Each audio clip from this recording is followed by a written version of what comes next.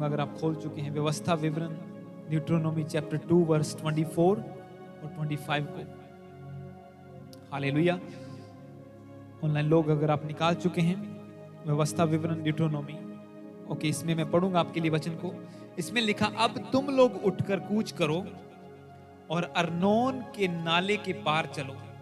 सुनो, मैं देश समेत हेशबोन के राजा एमोरी सिहोन को तुम्हारे हाथ में कर देता हूं, इसलिए उस देश को अपने अधिकार में कर लेना आरंभ करो और उस राजा से युद्ध छेड़ दो। और जितने लोग धरती पर रहते हैं उन सबों के मन में मैं आज के दिन से तेरे कारण डर और थरथराहट समवाने लगूंगा। वे तेरा समाचार पाकर तेरे डर के मारे कांपेंगे और पीड़ित होंगे। हालेलुया। ये वचन बहुत पावरफुल है जब मैं आपको इसकी रेवलेशन बताने जा रहा हूं तो। हालेलुया। इस वचन में लिखा है, अब तुम लोग उठकर कूच करो। इंग्लिश में लिखा, rise up, set out on your journey and go over the valley of Arnon. Hallelujah. पहली बात जो परमेश्वर का वचन हमें बताता है वो कहता है कि राइज अप, मतलब उठो सबसे पहले तो। हालेलुया। इस नए साल में जाने से पहले परमेश्वर कहता है पहले उठो, प्रार्थना करो। हम ऑलरेडी प्रवेश कर चुके हैं। हैप्पी न्यू ईयर सब लोगों को। हालेलुया। प्रभु आपको ब्लेस करे। पर अब वचन के द्वारा, क्योंकि ये पहले का वचन था पर अभी मैं आपको दे रहा हूं, परमेश्वर कहता है कि उठकर कूच करो, मतलब उठो, rise up, set up your journey, मतलब कि अपनी जो यात्रा तुमने करनी है नए साल में उसको सेट कर लो। खड़े हो, प्रभु की प्रेजेंस में आओ, प्रार्थना में आओ, राइज अप हो। ऐसा नहीं कि बैठे बैठे अभी कोई सो रहा है, क्योंकि ये टाइम ऐसा है कि अभी नींद का टाइम है फुली। खैर मुझे तो नहीं आ रही क्योंकि मेरा रूटीन पूरा हफ्ता यही रहा है 9 से 2, और आई होप कि आप लोग भी जाग रहे होंगे और नींद नहीं आ रही होगी, और ऑनलाइन लोग खास करके, क्योंकि आप घर में रिलैक्स होते हैं तो सो जाते हैं। पर यहाँ पे जो बैठे हुए हैं प्रभु की आत्मा ने ग्रेस दी है कि ये वचन सुन पा रहे हैं।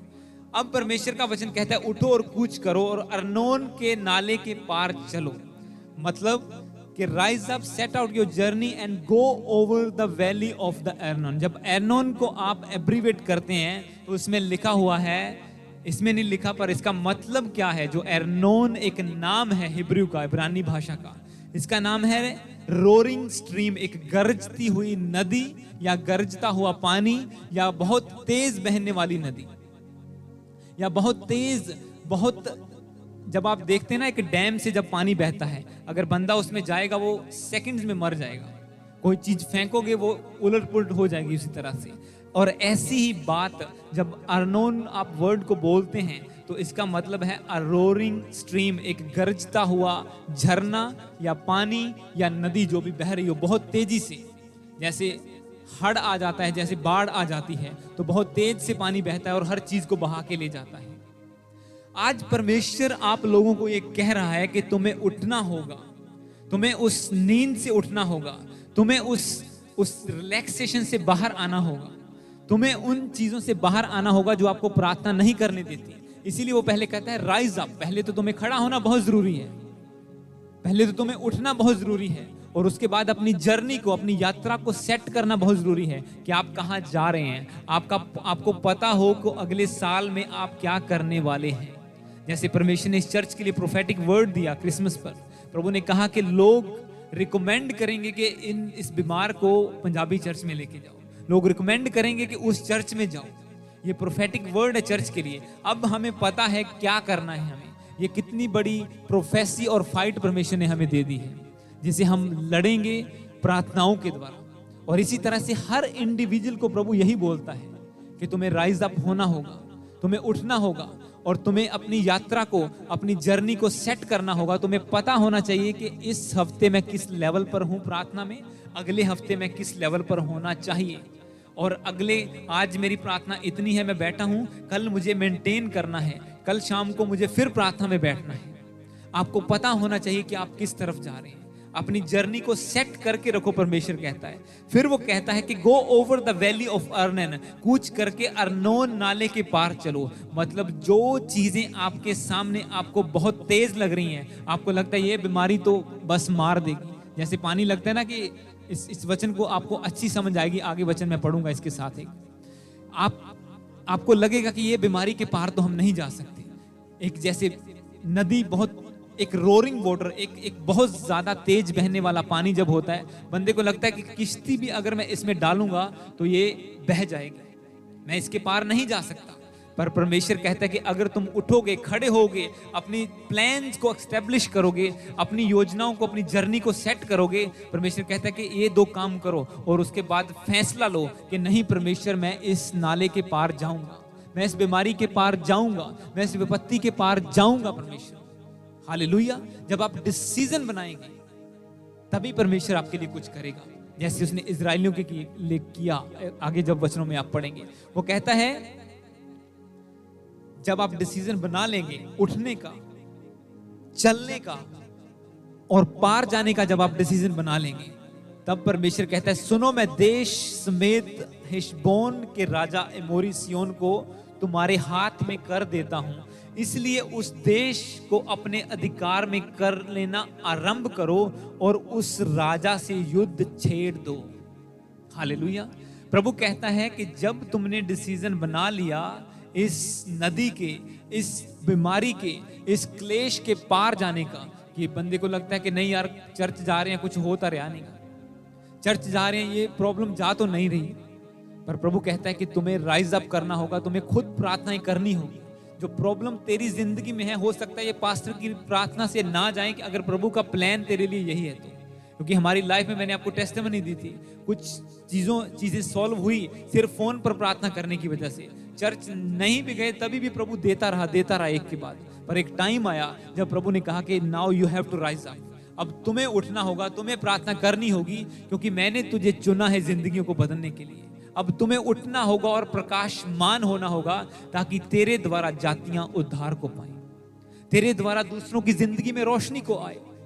प्रभु ने कहा अब तुम्हें उठना होगा। और आज परमेश्वर आप लोगों से यही कह रहा है अपने वचन के द्वारा, ऑनलाइन और यहाँ पे कान खोल के सुनो। प्रभु कहता है कि उठ और कूच कर और उस नाले के पार चल। उस अर्नोन का नाला जो तुम्हें लग रहा है ये बहुत बड़ा है, ये मैं पार नहीं कर सकता, प्रभु कहता है फैसला कर इसके पार जाने का। और जब तू डिसीजन बना लेगा, प्रभु कहता है कि मैं उस देश को तेरे हाथों में दे दूंगा। जैसा आपने पढ़ा, उसने कहा कि मैं तुम्हारे हाथ में उस देश को कर दूंगा। जो ब्लेसिंग आप लेना चाहते हैं, प्रभु कहता है जब आपने डिसीजन बना लिया, मैं उसे तेरे हाथ में कर दूंगा। तुझे सिर्फ इतना करना होगा, तुझे उठ के उससे लड़ना होगा। वो कहता है कि उस राजा से युद्ध छेड़ दे। जो धरती का राजा बना बैठा है ना शैतान, परमेश्वर कहता है कि उससे आज युद्ध छेड़ दो। You have to come in to the battle ground. तुम्हें इस फाइट में आगे बढ़ना होगा, तुम्हें लड़ाई लड़नी ही होगी। पर वो कहता है कि मैं तेरे साथ हूं।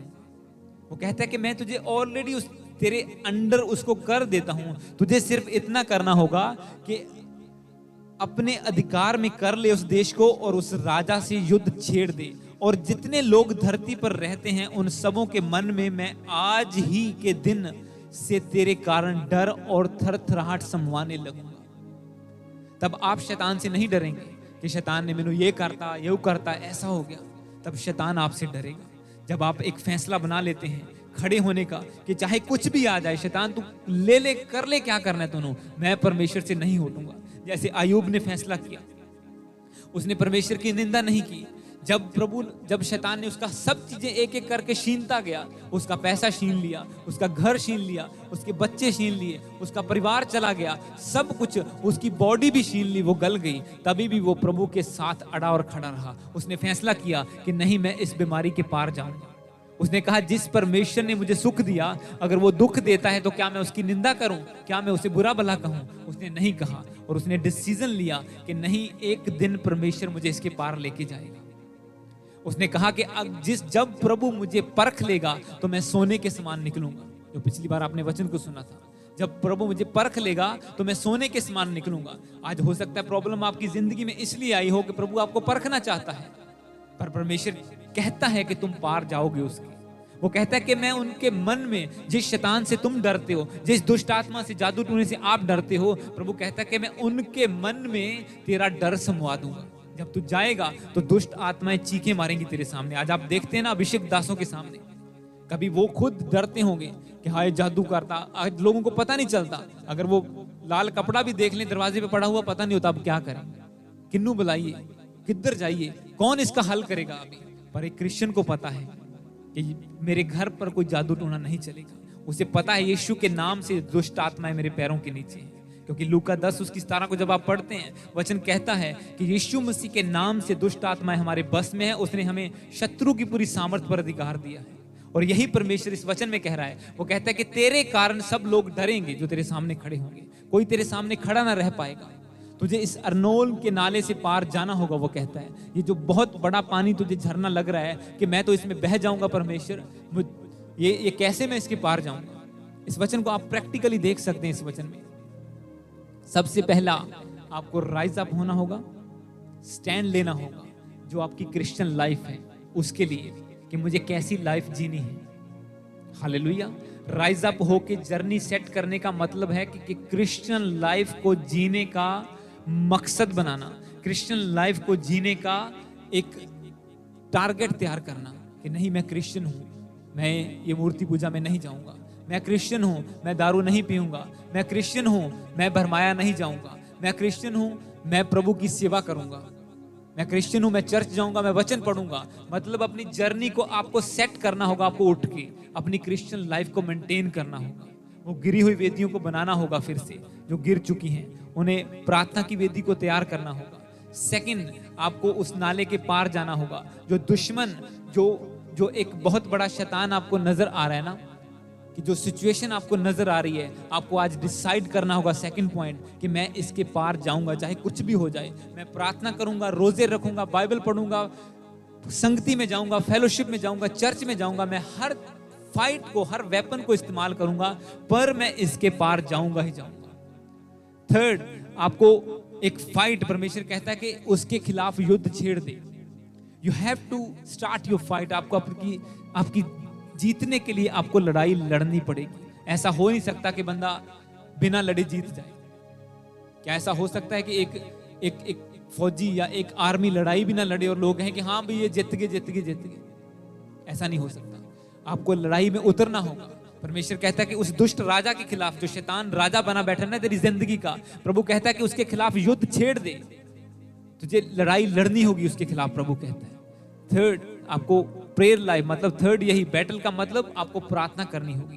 क्योंकि वचन क्या कहता है, हमारी लड़ाई मांस और लहू के साथ नहीं है, इंसानों के साथ नहीं है। हमारा युद्ध अंधकार की शक्तियों के साथ है जो हवा में काम करती हैं। अब हवा में कौन उसे पकड़ लेगा? आत्मा को आप आत्मा से ही काट सकते हैं। अगर दुष्ट आत्मा को काटना है तो पवित्र आत्मा आपके अंदर होना चाहिए। पवित्र आत्मा अगर आपके अंदर कब होगा? जब आप प्रेयर में रेगुलर बैठेंगे। तो तीसरा मतलब कि आपको फर्स्ट क्रिश्चियन लाइफ आपको मेंटेन करनी है, टारगेट रखने हैं। सेकंड, आपको अपने दुश्मन, अपने सिचुएशन से पार जाने का फैसला करना है। थर्ड, आपको प्रेयर करनी है, प्रार्थना की जिंदगी बनानी है आपको नए साल में, कि मैं इतनी प्रार्थना हर रोज करूंगा। प्रेयर लाइफ को मेंटेन करना है। अब थर्ड, यहां पे वचन कहता है 25 को जब हम पढ़ते हैं, और जितने लोग धरती पर रहते हैं उन सबों के मन में मैं आज ही के दिन तेरे कारण डर और थरथराहट समाने लगूंगा। वे तेरा समाचार पाकर तेरे डर के मारे कांपेंगे और पीड़ित होंगे। अब यहाँ पे लोगों की बात की गई है। तब फिजिकल लड़ाई होती थी, पर आज मैंने आपको कहा कि युद्ध किसके खिलाफ है? अंधकार की शक्तियों के खिलाफ, दुष्ट आत्माओं के खिलाफ। दुष्ट आत्माएं कब कांपेंगी चर्च में आके? हर जगह तो ऐसा नहीं होता है। यहां पे भी कुछ लोग ऐसे बैठे हैं जो चर्चों में गए पर दुष्ट आत्माएं जाहिर भी नहीं हुई, पर यहां पे आके वो जाहिर भी हुई, चीखी भी और निकली भी, और आज फ्री भी है बंदे बैठे हुए। रीजन क्या है? परमेश्वर की अनॉइंटिंग, उसका अभिषेक। तो चौथा पॉइंट, आपको अभिषेक में बढ़ना होगा। जब आप प्रार्थना करेंगे आप अभिषेक में बढ़ेंगे। आपको अनॉइंट होना है हर हाल में। इस साल में कुछ भी करके आपको अनॉइंटिंग को लेना है। क्योंकि जब तक अभिषेक, अनॉइंटिंग, पवित्र आत्मा की पावर आपकी जिंदगी में नहीं है, दुष्ट आत्मा हंसेगी आपके ऊपर। वो हंसती है, वो मजाक उड़ाती है। एक अच्छे कपड़े पहनने से, टाई लगाने से दुष्ट आत्मा नहीं भागेगी। वो घुटनों पर जब प्रार्थना करी होगी ना, उससे भागेगी। ऐसा नहीं कि अच्छे कपड़े पहन लिए, जैसे वो पास्टर टाई लगाता है, जैसे वो हर बार नई शर्ट पहनता है, मैं भी पहन लूं तो शायद दुष्ट आत्मा निकल जाएगी। नो, उसके लिए अनॉइंटिंग चाहिए, अभिषेक चाहिए। हालेलुया। तब वो आपके सामने कांपेंगी, क्योंकि यीशु मसीह का वचन क्या कहता है? वो कहता है कि मेरे विश्वासियों के चिन्ह होंगे, वो मेरा नाम लेके दुष्ट आत्माओं को निकालेंगे और वो उनके सामने से कांपेंगी। शत्रु की पूरी सामर्थ पर उनका अधिकार होगा। यहाँ पे फिजिकली परमेश्वर आपको बता रहा है कि आज ही के दिन वो तेरे अधीन होंगे। मैं तेरे नाम से वो डरेंगे। जब तू जाएगा, जब एक anointed man of God pulpit पे जाएगा, तो जितनी दुष्ट आत्माएं होंगी वो कांपेंगी, वो डरेंगी, वो चीखेंगी और वो निकलेंगी। और ऐसा ही एक विश्वासी के साथ भी होगा। एक डिसाइपल, परमेश्वर का चेला, एक क्रिश्चियन बंदा जब जादू टूने से फंसे हुए घर में जाएगा, तो वहां पे दुष्ट आत्माएं चीखेंगी। मैं टेस्टिमनी को सुन रहा था एक ब्रदर की, इस बार जब मैं इंडिया गया। वो एक अभिषेक चर्च के लोग हैं, एक टीम, जो पावरफुल चर्च की टीम। वो कहता कि हम पोस्टर लगा रहे थे मीटिंग के, और ऐसे गली में जा रहे हैं, पोस्टर लगाते जा रहे हैं, प्रीच करते जा रहे हैं कि हाँ ये स्पेशल मीटिंग है, सब जन आओ। बोला एक घर के गेट के बाहर हम खड़े और हमने पोस्टर चिपकाया और अंदर से चीखें आनी शुरू हो गई। सब लोग हैरान हुए, क्या हो? उसने सोचा कि शायद कोई दारू पी के अपनी बीवी को मार रहा है, या कुछ हो रहा है, या लड़ाई होगी, या क्या हो गया। बोला जब हम अंदर गए तो दुष्ट आत्मा चक्कर खा रही थी, और जब हम अंदर गए तो और भी वो गिर गई, और हमने प्रार्थना की और दुष्ट आत्मा निकल गई। एक पोस्टर लगाने वाले बंदे। हालेलुया। क्यों? क्योंकि वो अनॉइंटिंग के साथ जुड़े हुए हैं। पर आज लोगों को अनॉइंटिंग की कदर नहीं है।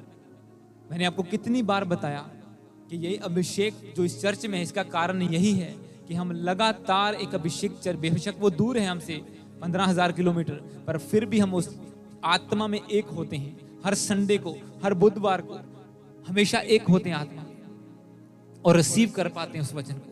मैं नहीं जानता आज लोग कैसे रिसीव करते हैं, कैसे फॉलो करते हैं वचन को। आपको पता है फ्राइडे को हमारी मीटिंग थी, क्रिसमस की मीटिंग थी, और संडे को फिर मीटिंग थी। सैटरडे को मीटिंग थी और संडे को फिर मीटिंग थी। और फ्राइडे को पिछले 2 हफ्तों से यही चल रहा है कि फुल नाइट प्रेयर चल रही है। प्रार्थना प्रार्थना प्रार्थना, दिन में प्रार्थना, सुबह प्रार्थना, रात को प्रार्थना, और ऐसे ही चल रहा है। और रेस्ट का टाइम बिल्कुल नहीं था। और हम इंडिया की लाइव मीटिंग नहीं देख पाए जो क्रिसमस की थी, ना खामड़ा चर्च की, ना और चर्च की।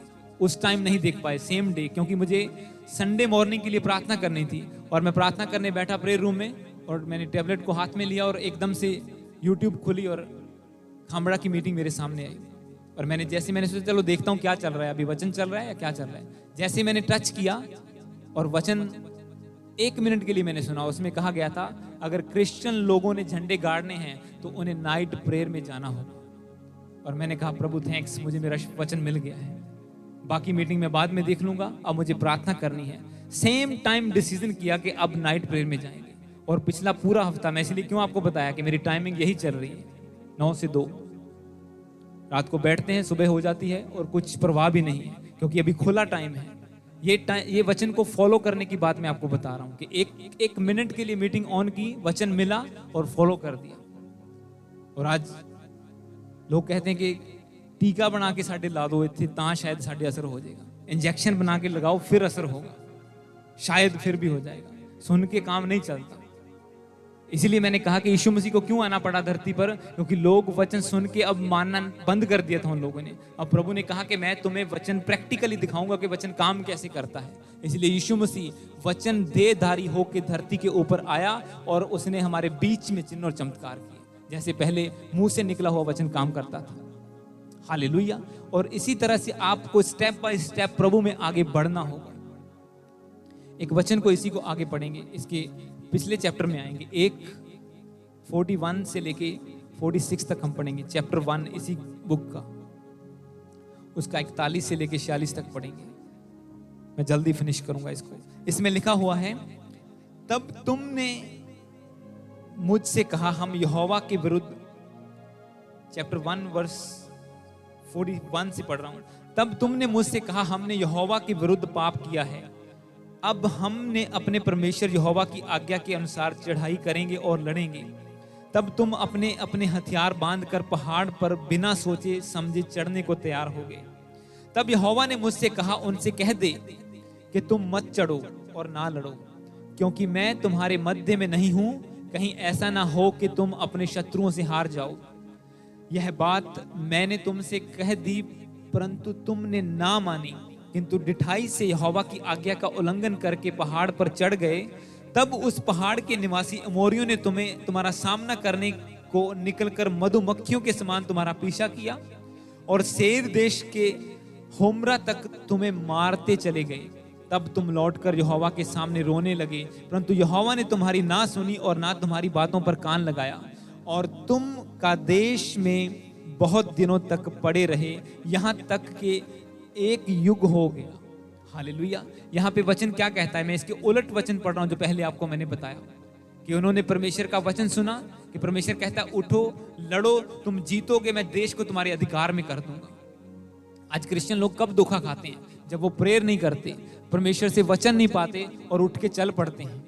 मैंने आपको एक टेस्टिमनी बताई थी, कुछ लेडीज गई, एक घर में डेथ हो गई कि हम तुम्हारे मुर्दे को जिंदा कर देंगी, हमारा यीशु मसीह तुम्हारे मुर्दे को जिंदा कर देगा। इंडिया की बात है। और घर में गई, प्रार्थना की, कुछ नहीं हुआ। एक बार, दो बार, तीन बार, कुछ नहीं हुआ।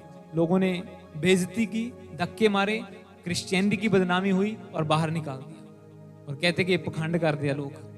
क्यों? बिना वचन के आप जो काम करेंगे आप सक्सेसफुल नहीं होंगे। यहाँ पे लोगों को, वही इजरायली लोग जिन्हें परमेश्वर कह रहा है कि तुम उठो, चलो, तुम इस नाले के पार भी जाओगे, वो राजा भी तुम्हारे अधीन हो जाएगा, सारा देश भी तुम ले लोगे, पर उससे पहले परमेश्वर ने उनसे कहा था कि यहाँ पे मत जाना।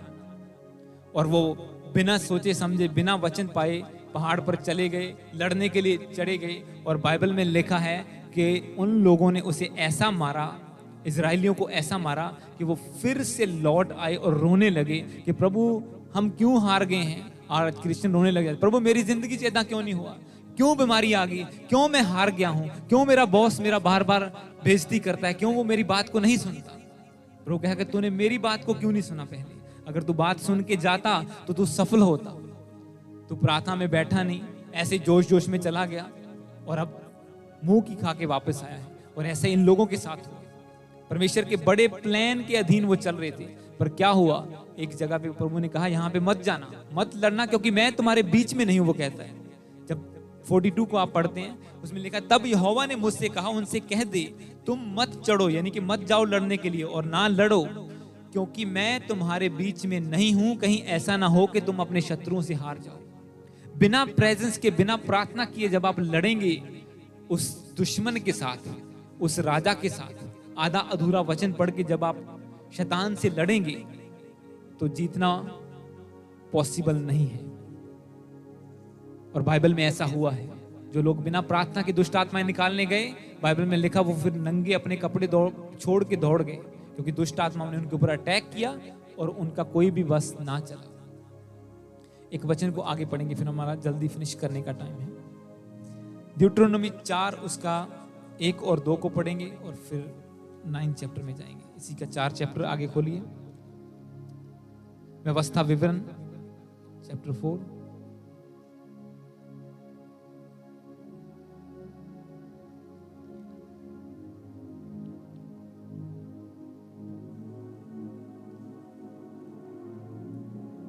व्यवस्था विवरण चैप्टर 4 उसका 1 और 2 मैं आपके लिए पढ़ दूंगा।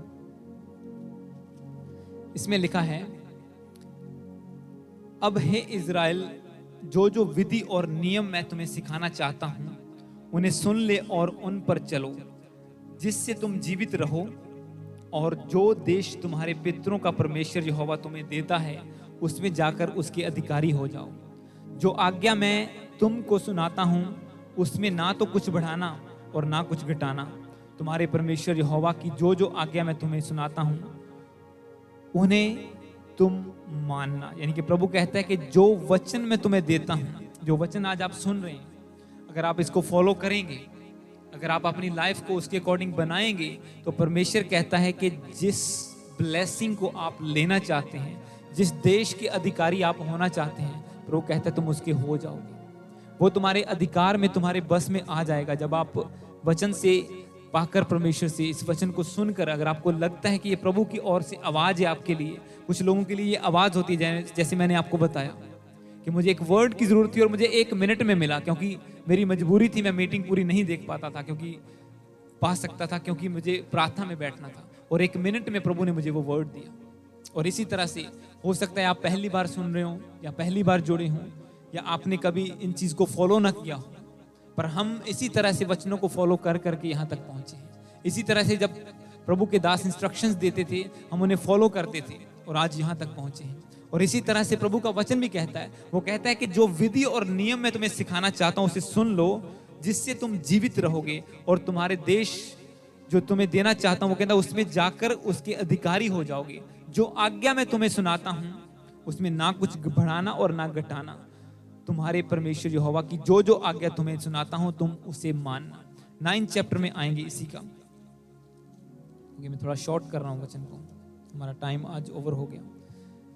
बुक ऑफ इसी का बुक का 9 उसका 1 और 2 को पढ़ेंगे, बस 2 वर्सेस को पढ़ेंगे और फिर फिनिश करेंगे। 9 का 1 और 2 इसी का, ड्यूटरोनोमी व्यवस्था विवरण 9 चैप्टर। इसमें लिखा है, हे इज़राइल सुन, आज तू यरदन पार इसलिए जाने वाला है कि ऐसी जातियों को जो तुझसे बड़ी सामर्थी हैं, और ऐसे बड़े नगरों को जिनकी शहरपना आकाश से बातें करती है, अपने अधिकार में ले ले। उनमें बड़े बड़े और लंबे लंबे लोग अर्थात अनाकवंशी रहते हैं, जिनका हाल तू जानता है, और उनके विषय में तूने सुना है कि अनाकवंशियों के सामने कौन ठहर सकता है।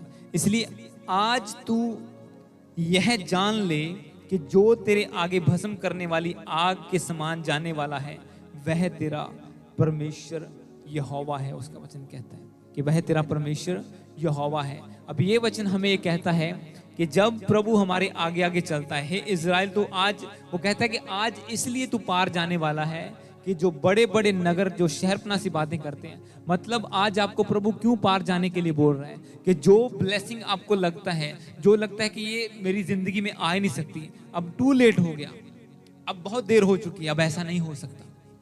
तो वचन कहता है कि ऐसे बड़े बड़े नगरों को तुम अपने अधिकार में कर लोगे, ऐसी बड़ी बड़ी जातियों को वो कहता है अपने, जिनको हराना इम्पॉसिबल है, जिन चीजों से ओवरकम करना कि डॉक्टर जवाब दे देते हैं, सब लोग जवाब देते हैं। जैसे मैंने आपको बताया कि मेरी जिंदगी की एक सिचुएशन थी कि मैं अपनी वाइफ को कैसे यहाँ पे लेके आऊं। लॉयर जवाब दे चुका है, इमिग्रेशन जवाब दे चुकी है, एंडोर्समेंट जवाब दे चुकी है, जो सबसे टॉप का डिपार्टमेंट है इमिग्रेशन का, उससे ऊपर का, और कम्युनिटी के लोग जवाब दे चुके हैं, जो कम्युनिटी में हेड हैं जिनसे मैं मिला, वो कहते नो वे, हो ही नहीं सकता कि अब तेरी वाइफ का वीजा लगे। पर जैसी एक प्रभु के दास के वचन को माना कि ठीक है हम प्रार्थना करेंगे ऐसा होगा, जो विपत्ति लगती थी, जो ये बहुत बड़ी प्रॉब्लम है, ये तो अब सॉल्व हो ही नहीं सकती, परमेश्वर कहता है कि ऐसे लोग, आपको पता है अनाकवंशी मतलब के दानव लोग, जो लोग इंसानों से कई गुना बड़े होते थे, राक्षस जिसे हम बोलते हैं, दानव बोलते हैं, ऐसे लोग धरती पर रहते थे, जिनके सामने इंसान कुछ भी नहीं लगते थे, वो उन्हें हरा नहीं सकते थे। पर प्रभु कहता है कि तू पार इसीलिए जा रहा है कि तू उन लोगों को हराएगा और तू उन चीजों को अपने अधिकार में कर लेगा। जान ले कि तेरे सामने जो जाएगा वो तेरा परमेश्वर होगा, और उसकी फायर से, पवित्र आत्मा की आग से वो बीमारियां, वो रोग, वो सिचुएशन वो बदलेगी। प्रभु कहता है तब रियल परमेश्वर की फायर उतरती थी और उसके दुश्मन मारे जाते थे। पर आज पवित्र आत्मा की आग से आप देखते हैं कैसे दुष्ट आत्माएं घुटने टेकती हैं। एक लास्ट वर्स को हम पढ़ेंगे, फिर हम फिनिश करेंगे इसी योशुआ की किताब। इससे आगे अगर आप बुक ऑफ जोशुआ चैप्टर, इससे पीछे होगा आगे, बुक ऑफ जोशुआ उसका चैप्टर 3 आप खोलेंगे।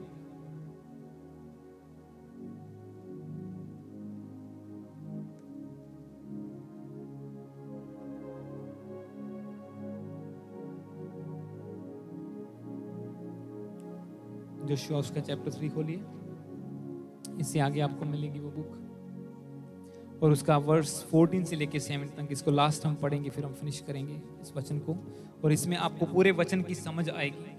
बुक ऑफ जोशुआ चैप्टर 3 उसका 14 से लेके योशू की किताब उसका 3 चैप्टर उसका 14 से लेकर 17 तक हम पढ़ेंगे। इस वचन में लिखा है, इसलिए जब प्रजा के लोग अपने डेरों से यरदन पार जाने को कूच किया और याचक वाचा का संदूक उठाए हुए प्रजा के आगे आगे चले और संदूक के उठाने वाले यरदन पार पहुंचे और संदूक के उठाने वाले याजकों के पांव यरदन तीर यानी कि यरदन नदी के किनारे के जल में डूब गए।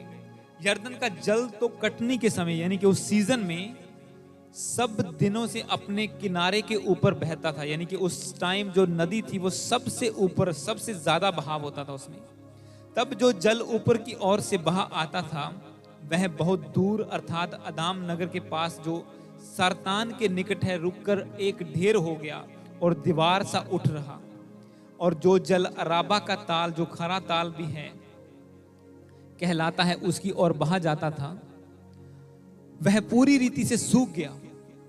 और प्रजा के लोग यरीहो के सामने पार उतर गए और याचक यहोवा की वाचा का संदूक उठाए हुए यरदन के बीचों बीच पहुंचकर स्थल ही स्थल खड़े हो गए और सब इजरायली स्थल ही स्थल पार उतरते रहे। अंत में उस सारी जाति के लोग यरदन के पार हो गए। तो पहला वचन आपने क्या पढ़ा था कि परमेश्वर कहता है उठो और पार चलो, इस अर्नोन के नाले के पार चलो। मतलब कि जो नदी जो तेज बहती है, यहां पे आप उसको प्रैक्टिकली देख रहे हैं। मैंने इसीलिए पहला वचन पढ़ा था आपके लिए कि प्रभु का वचन यहां पे क्या कहता है। यहां पे उसके सामने वही सिचुएशन थी कि नदी ओवरफ्लो हो रही है। जैसे अर्नोन का मतलब कि ऐसा नाला जिसका पानी बहुत तेज बहता हो, एक रोरिंग एक साउंड करने वाला पानी, बहुत तेज बहाव को जैसे आप आवाज सुनते हैं ना, ऐसा पानी था। नदी ओवरफ्लो हो रही थी, उस सीजन में था। अब परमेश्वर कहता है कि तुम्हें पार जाना है। प्रभु कहता है कि तुम्हें पार जाना है। जैसे आज प्रभु आपको वचन के द्वारा बोल रहे हैं कि उठो और तुम्हें पार जाना होगा, अपनी जर्नी को सेट करना होगा। बेशक सिचुएशन तुम्हें बड़ी नजर आ रही है, पर तुम्हें डिसाइड करके इसके पार जाना ही होगा। तभी तुम जीत पाओगे, तभी तुम उस राजा पर अटैक कर पाओगे। अगर अपनी प्रॉब्लम में फंसे रहोगे तो फिर शैतान को हराना, रूहों को बचाना, ये तो बहुत दूर की बात रह गई है कि मेरे घर वाले भी बचाए जाएं, मैं भी बचाया जाऊं। ये चीजें बात दूर की है। यहां पे वचन ये कहता है कि जब यरीहो के लोग उस नदी के पास खड़े हुए, आप लॉजिक को समझना है आपको। लास्ट 5 मिनट में मैं इसको समझाऊंगा आपको। इसमें वचन का लॉजिक क्या है, वचन का अर्थ क्या है। वचन कहता है कि जो नदी थी वो ओवरफ्लो हो रही थी, पानी उसके किनारों से बाहर बह रहा था। मतलब सिचुएशन इतनी हार्ड थी कि लोग शायद परमेश्वर को भी कहते होंगे कि प्रभु तुझे दिख नहीं रहा कि नदी इतनी ओवरफ्लो हो रही है और तुझे यही सीजन चाहिए था मुझे पार लेके जाने के लिए। क्योंकि वचन कहता है कि उस सीजन में, उस कटनी के समय नदी का पानी सबसे ज्यादा फ्लो करता था।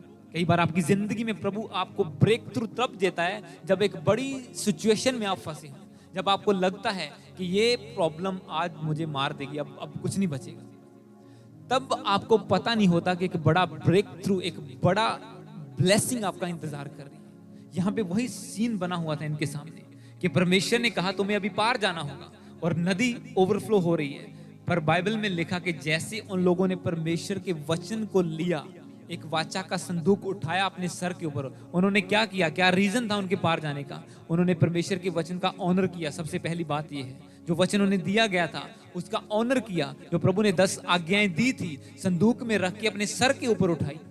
और जो लोग उठाने वाले थे वो पवित्र थे, मतलब वो सेवा करने वाले थे, वो प्रभु के प्रार्थना करने वाले थे, उसके सामने उपस्थित रहने वाले लोग थे।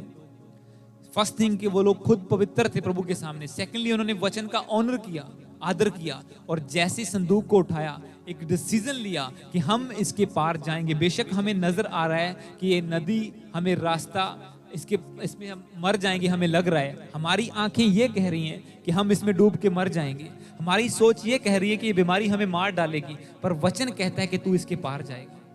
तो उन्होंने वचन को सुना, सिचुएशन को नहीं देखा, रिपोर्ट को नहीं देखा वो क्या कहती है। और जैसे ही अपने पैर नदी में रखे, बाइबल में लिखा कि उनके पैर पानी में डूब गए। पढ़ो इसको, 15 को पढ़ो, इसी 3 की। उसमें लिखा, और संदूक के उठाने वाले यरदन पर पहुंचे और संदूक के उठाने वाले याजकों के पार यरदन नदी के किनारे के जल में डूब गए।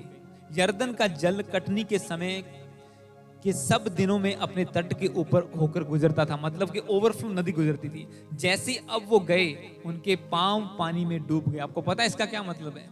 जब एक बंदा प्रार्थना करता है और उसका उत्तर नहीं आता, उसे लगता है कि नहीं यार, ये प्रॉब्लम सॉल्व नहीं होगी। 1 महीना हो गया प्रार्थना करते हुए, आंसर नहीं आया, क्योंकि उन्हें लगता था कि जैसे प्रभु ने कहा ये नदी हमें रास्ता देगी, पर जैसे ही वो पानी में गए तो उनके पैर पानी में डूब गए। मतलब थोड़ी प्रॉब्लम और बढ़ गई, दिल में और ज्यादा क्वेश्चन आ गए कि यार अब तो हम डूबना शुरू हो चुके हैं, पैर डूबे हैं, थोड़ा आगे जाएंगे घुटने डूब जाएंगे, आगे जाएंगे यहां तक आ जाएगा और आगे जाएंगे, बस खत्म बात। मतलब शैतान आपको डराता है लास्ट मोमेंट तक कि तुमने डिसीजन तो बना लिया पार जाने का, पर मैं तुम्हें पार नहीं जाने दूंगा। उन्होंने डिसीजन तो बना लिया, सब इकट्ठे हो गए, सब चीजें ले ली, वचन उठा लिया, आगे बढ़ गए, नदी में पैर भी रख दिया और पैर डूब गए। अब माइंड क्या कहेगा? पैर डूबे हैं, घुटने भी डूबेंगे, आगे जाएगा, सब ओवरफ्लो हो जाएगा, खत्म हो जाएगा सब कुछ, मत जा, बाहर पीछे लौट जा। पर उन्होंने फैसला किया, जैसे पैर डूबे वो खड़े रहे वहां पर, डिसीजन पर अड़े और खड़े रहे। और बाइबल में लिखा, परमेश्वर ने पानी के बहाव को कट ऑफ कर दिया। आपकी बीमारी जब आप डिसाइड कर लेते हैं प्रेयर में बैठने का, वो पीछे से कट ऑफ हो जाती है, पर जो सामने होती है वो सूखने में टाइम लगता है थोड़ा।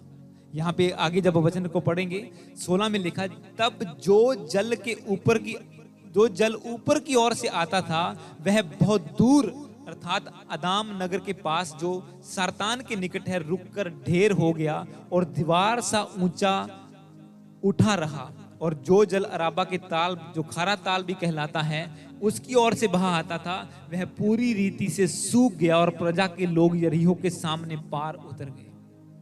आप देखो आपकी सिचुएशन आपको क्या कह रही है, शैतान क्या कह रहा है कि नहीं वापस लौट जाओ, तू इसके पार नहीं जा सकता। बेशक पास्टर ने वचन तो दे दिया, पर कैसे पार जाएगा तू?